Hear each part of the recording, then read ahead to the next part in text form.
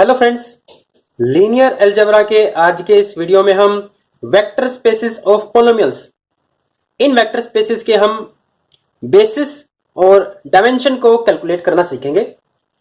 जैसा कि previous video में फ्रेंड्स हमने नंबर्स और टपल्स के वेक्टर स्पेसेस को डिस्कस किया था और वहां पर हमने इस पॉइंट को डिस्कस किया कि जब वेक्टर स्पेस है वो बेस फील्ड के इक्वल हो तो उस केस में जो डायमेंशन होता है फ्रेंड्स वो 1 के इक्वल होता है।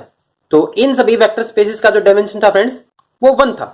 और हमने फ्रेंड्स इस पॉइंट को भी डिस्कस किया था कि जब हम सेट ऑफ रियल नंबर का डायमेंशन, जब हम सेट ऑफ रैशनल नंबर कि जब हम सेट ऑफ रियल नंबर के वेक्टर स्पेस को कंसीडर करते हैं और base field set of rational number consider करते हैं तो इस केस में जो डायमेंशन होता है फ्रेंड्स वो इनफाइनाइट डायमेंशन होता है।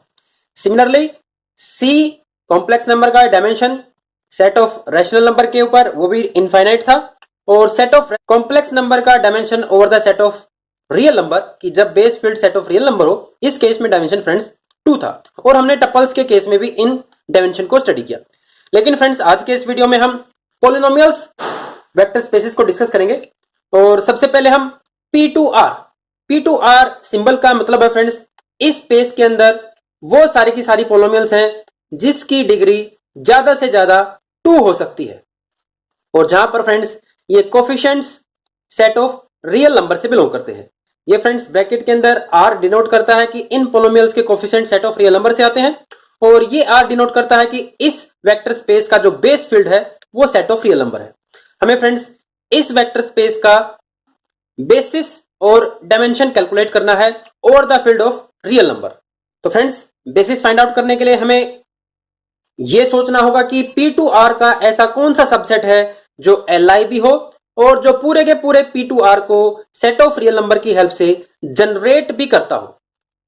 अगर हमें ऐसा कोई सबसेट मिल जाता है तो हम उस सबसेट को P2R वेक्टर स्पेस का बेसिस बोलते हैं। कई बार स्टूडेंट्स इन नोटेशन को देखकर कंफ्यूज हो जाते हैं, तो सबसे पहले हम इस सेट की कुछ पॉलिनोमियल्स को लिखते हैं ताकि हमें यह जानकारी हो कि इस स्पेस के अंदर कौन सी पॉलिनोमियल है। जैसे फ्रेंड्स 0 पॉलिनोमियल इस स्पेस के अंदर जरूर होगी क्योंकि 0 पॉलिनोमियल को हम कांस्टेंट पॉलिनोमियल बोलते हैं। 10, 12 सारे के सारे कांस्टेंट्स, सारे के सारे रियल नंबर्स इस स्पेस के अंदर जरूर होंगे और ये सारे के सारे रियल नंबर्स एक तरीके से कांस्टेंट पॉलिनोमियल है जिनकी डिग्री 0 है। 1 डिग्री की पॉलिनोमियल होंगी फ्रेंड्स 2x + 1 टाइप की, √2 × x + 2 टाइप की, इस तरीके की भी पॉलिनोमियल होंगी और इस तरीके की भी पॉलिनोमियल होंगी x² + x + 2 और x² + 2 जहां पर x की टर्म ना हो। तो फ्रेंड्स इस तरीके की पॉलिनोमियल इस वेक्टर स्पेस के अंदर है और हमें अब एक ऐसा सबसेट चाहिए जो सेट ऑफ रियल नंबर की हेल्प से इस पूरे के पूरे वेक्टर स्पेस को जनरेट कर दे। तो फ्रेंड्स हम एक सबसेट कंसीडर करने जा रहे हैं और इस सबसेट का नाम हम यूज करते हैं B और इसके एलिमेंट है 1, x और x²। इस पूरे के पूरे वेक्टर स्पेस में से हमने इन 3 एलिमेंट्स को पिक किया और अब हम प्रूव करते हैं कि जो ये B सबसेट हमने कंसीडर किया है ये P2R पूरे के पूरे वेक्टर स्पेस को जनरेट करेगा सेट ऑफ रियल नंबर की हेल्प से। और बड़ी इजीली हम इसको ऑब्जर्व कर सकते हैं। अगर हमें इस पॉलिनोमियल को जनरेट करवाना हो a + bx x + cx² तो हम जानते हैं फ्रेंड्स हम 1 को मल्टीप्लाई करेंगे a से, x को मल्टीप्लाई करेंगे हम b से और x² को मल्टीप्लाई करेंगे हम c से। और यहां पर फ्रेंड्स a b c ये तीनों के तीनों सेट ऑफ रियल नंबर से जरूर बिलोंग करेंगे क्योंकि जो ये पॉलिनोमियल हमने इस वेक्टर स्पेस से पिक की है, इस वेक्टर स्पेस के अंदर पॉलिनोमियल ही वो सारी की सारी वही हैं जिनके coefficient set of real number से आते हैं। तो ये coefficient set of real number से ही आएंगे और इन्हीं कोफिशिएंट को हम पिक कर लेंगे। तो इस बात का मतलब फ्रेंड्स जो बी सेट है वो इस वेक्टर स्पेस की सभी पॉलिनोमियल्स को जनरेट करेगा। और अब हम इसे चेक करते हैं कि क्या ये Li सेट है। Li सेट चेक करने के लिए फ्रेंड्स हम इस सेट के एलिमेंट्स का लीनियर कॉम्बिनेशन 0 के इक्वल लेकर चलते हैं। तो हम 0 लेते हैं फ्रेंड्स a + bx + cx² = 0 और 0 को लिख सकते हैं फ्रेंड्स हम 0x² + 0x + 0 और यहां से हम दोनों साइड x² और x के कोफिशिएंट को कंपेयर करेंगे तो ये कंडीशन केवल एक ही सिचुएशन में होल्ड होगी जब a b और c तीनों के तीनों 0 हो। इस बात का मतलब जो हमने सेट कंसीडर किया था फ्रेंड्स ये Li भी है, ये जनरेटिंग सेट भी है। तो फ्रेंड्स ये B सेट इस P2R वेक्टर स्पेस का एक बेसिस है और इस सेट के अंदर जो नंबर ऑफ एलिमेंट्स हैं वो 3 है। इस बात का मतलब P2R का जो डायमेंशन है friends over the set of real number वो 3 है। अब हम इस सारे के सारे पॉइंट को जनरलाइज करते हैं। मान लेते हैं हम P3R P3R को अगर कंसीडर करते over the field set of real number ही, हमें फ्रेंड्स इस बेस फील्ड को माइंड में जरूर रखना है। इस बेस फील्ड को चेंज करते ही सारी की सारी स्ट्रक्चर ही चेंज हो जाती है, तो हमें बेस फील्ड माइंड में जरूर रखना है। P3R के अंदर जो पोलोमियल्स होंगी उनकी डिग्री ज्यादा से ज्यादा 3 हो सकती है। तो फ्रेंड्स इस बात का मतलब इस केस में जो हम बेसिस सेट कंसीडर करेंगे उसके अंदर 4 एलिमेंट होंगे, 1 x, x स्क्वायर और x क्यूब। और इस सेट को बड़ी इजीली प्रूव कर सकते हैं। ये सेट इस P3R वेक्टर स्पेस का जनरेटिंग सेट भी होगा और एक एलाइ सेट भी होगा। तो ये फ्रेंड्स इस P3 का एक बेसिस है और इसके अंदर नंबर ऑफ एलिमेंट 4 हैं। तो P3R का dimension over the field R friends वो होगा 4। अब फ्रेंड्स इन वेक्टर स्पेसिस को हम टपल्स की सेंस में समझते हैं, क्योंकि स्टूडेंट्स कई बार टपल्स के साथ ज्यादा फेमिलियर होते हैं। जैसे अगर उनसे पूछा जाए कि आर स्क्वायर का डायमेंशन ओवर आर कितना है, तो उन्हें बड़ी इजीली वो इसको कैलकुलेट करते हैं, क्योंकि इसके अंदर एलिमेंट टपल टाइप के होंगे तो जो पावर है उतना ही इसका डायमेंशन होगा। लेकिन फ्रेंड्स अगर हम P2R को कंसीडर करें, P2R के अंदर पोलोमियल थी फ्रेंड्स इस फॉर्म की, और मैं अगर R3 को कंसीडर करता हूं, R3 के अंदर एलिमेंट होंगे फ्रेंड्स 3 टपल टाइप के एलिमेंट्स, जहां पर जो ये सारे के सारे टपल्स हैं वो सेट ऑफ रियल नंबर से आएंगे। और फ्रेंड्स हम इस अगर यहां पे हमें मेंशन करना चाहिए A1 A2 A3, जहां पर फ्रेंड्स ये A1 A2 A3 सारे के सारे सेट ऑफ रियल नंबर से बिलोंग करेंगे। R3 वेक्टर स्पेस और P2R वेक्टर स्पेस, इन दोनों वेक्टर स्पेस में कोई डिफरेंस नहीं है, बस लिखने का तरीका है। हम यहां पर टपल्स की सेंस में लिख रहे हैं, यहां पर हम A1 को 1 से मल्टीप्लाई कर रहे हैं, A2 को x से मल्टीप्लाई कर रहे हैं और A3 को x स्क्वायर से मल्टीप्लाई कर रहे हैं। केवल 1 x और x स्क्वायर का रोल आ रहा है, नहीं तो ये एलिमेंट और ये एलिमेंट सेम ही है। इस बात का मतलब फ्रेंड्स अगर हमें P2R का डायमेंशन ओवर R फील्ड के ऊपर निकालना हो तो हमें R3 वेक्टर स्पेस का dimension over R find out कर लेते हैं, और इसे हम जानते हैं, इसको हम प्रीवियस वीडियो में डिस्कस भी करके आ चुके हैं। इस वेक्टर स्पेस का जो डायमेंशन है over the field R friends वो 3 होगा।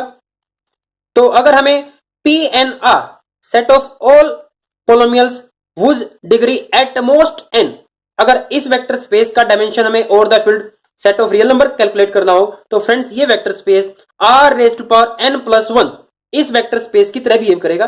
जैसा कि यहां पर P2 था तो यहां पर हमने R3 को कंसीडर किया, अगर यहां पर Pn है तो यहां पर Rn+1 हम कंसीडर करेंगे और इसका डायमेंशन हम बड़ी इजीली कैलकुलेट कर सकते हैं।